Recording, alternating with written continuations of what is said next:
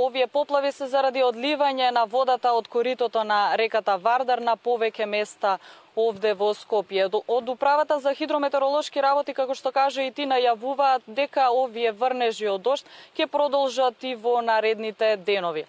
Од друга страна пак од Управата за управување со кризи информираат дека во текот на вчерашниот ден граѓани од Тетово и од Мала Речица пријавуваат дека биле поплавени нивните подруми и магацини, а исто така постои и ризик од излевање на коритата на реките Треска, Радика, Сатеска, Кичевска, излевање во горниот тек на реката Вардар. Од друга страна пак од Управата исто така пренесуваат информација од Елем дека акумулациите имале доволно слободен простор за да го примат овој воден бран.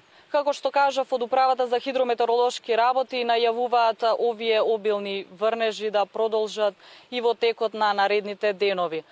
Инаку има и реакции на социјалните мрежи од граѓани кои што ги фотографираат овде излевањата, поплавите на кејот на реката Вардар и очекуваат реакции од надлежните, а од град Скопје пак во текот за наредниот час најавија и пресконференција. Претпоставувам дека ќе ги представат стратегиите за намалување на ризикот од поплави за да нема проблеми во наредниот период.